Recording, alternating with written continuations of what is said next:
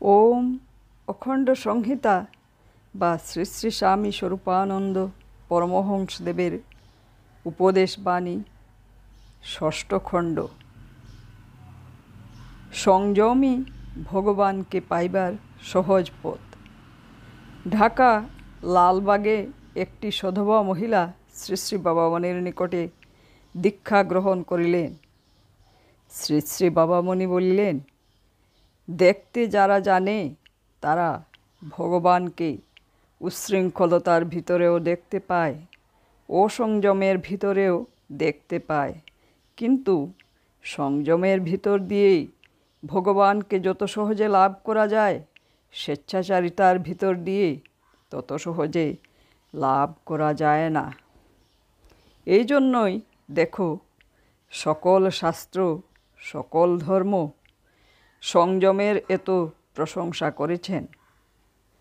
তোমরাও সাধ্যমতো সংযমী হও, কারণ সংযমই তাকে পাবার সহজ পথ। গায়ের জুড়ে সংযম হয় না, শ্রী শ্রী বাবামণি বললেন, কিন্তু গায়ের জুড়ে সংযম হয় না। ভগবানকে ভালোবাসলে সহজে সংযম হয়। পৃথিবীর সব ভালোবাসার বস্তুর চেয়েও তাকে বেশি ভালোবাসার জিনিস বলে জানলে আপনি সংযম প্রতিষ্ঠিত হয়ে যায়।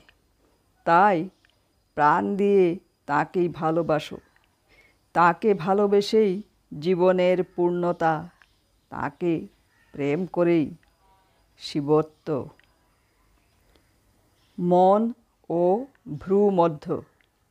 দ্বিপ্রহরে ঢাকা হইতে রওনা হইয়া সূর্যাস্তের কিঞ্চিত পূর্বে শ্রী শ্রী বাবামণি ঢাকেশ্বরী কটন মিলের নিকটস্থ ধামঘর শ্রীযুক্ত নলিনীকান্ত চক্রবর্তী মহাশয়ের ভুবনে পৌঁছিলেন।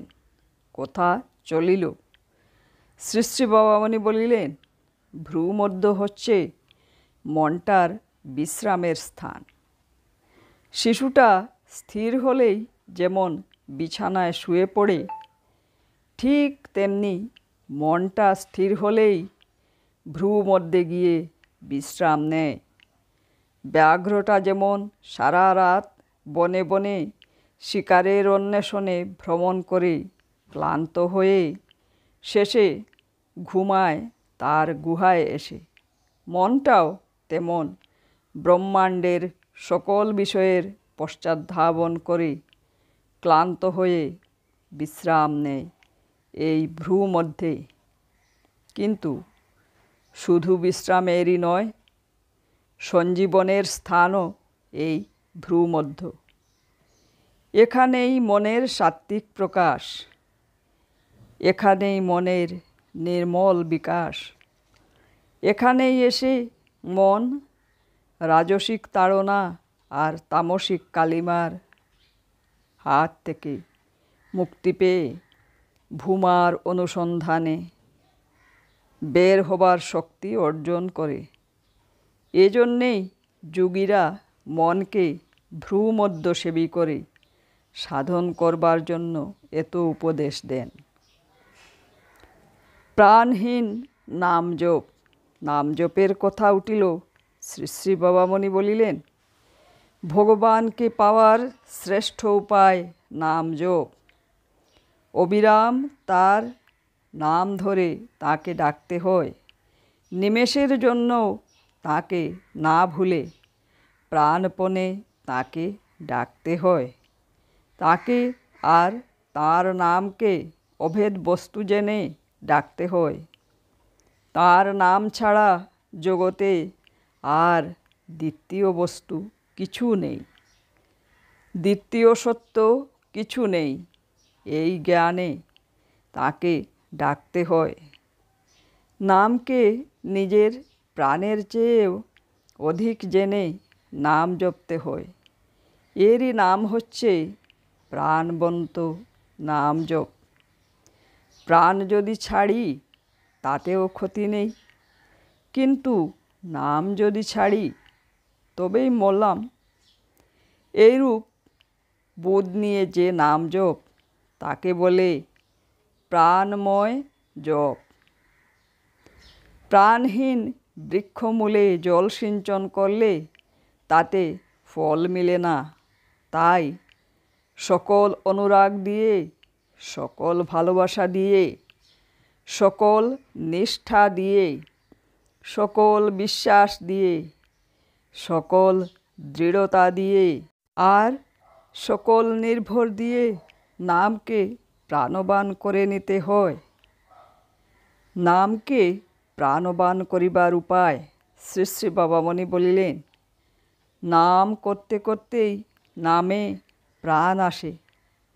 ঠুকাঠুকি করতে করতে যেমন পাষাণ থেকে আগুন বেরোয়, জপতে জপতে তেমন নামের ভিতরে প্রাণের সঞ্চার হয়। তাই জপ ছাড়তে নেই, ভক্তি না এলেও ছাড়তে নেই, বিশ্বাস না এলেও ছাড়তে নেই, প্রত্যক্ষ কোনো ফল না দেখতে পেলেও ছাড়তে নেই। দীর্ঘকাল জপে জপে ক্লান্ত বা হতশ্রদ্ধ হয়েও ছাড়তে নেই। লেগে থাকতে হয় যুগের মতন। প্রাপ্য আমার পাই আর না পাই, দেনদারের দুয়ার ছাড়ব না। এই জিদ নিয়ে সুদখুর কাবুলিওয়ালার মতো লেগে থাকতে হয়। লেগে যে থাকে সে মেগে খায় না। পাষাণ ফেটে তার জন্য অমৃত নির্ঝর বইতে থাকে। প্রাণবন্ত নামের লক্ষণ শ্রী শ্রী বাবামণি বলিলেন, নামে যখন প্রাণ জাগে তখন আর চেষ্টা করে নাম জপতে হয় না। দেহে, মনে, প্রাণে, চিত্তে, বুদ্ধিতে, আত্মায় শুধু নামের হিল্লোল চলতে থাকে। আকাশে বাতাসে জলস্রোতে নামের ঝংকার বাজতে থাকে। গতিতে, স্থিতিতে, জাগরণে আর নিদ্রায় সমভাবে নামের প্রবাহ বইতে থাকে। নামময় তখন জগৎ, জগন্ময় তখন নাম। অর্থাৎ প্রেমময় তখন জগৎ আর জগন্ময় তখন প্রেম। অর্থাৎ পরমাত্মায় তখন জগৎ আর জগন্ময় তখন পরমাত্মা। ঢাকা 19 আশ্বিন 1338 বাংলা। ভগবানই ভালোবাসার পাত্র। বেলা 10টার সময়ে শ্রী শ্রী বাবামণি কলিকাতা যাইবার জন্য নারায়ণগঞ্জ রওনা হইলেন। হরি ওম।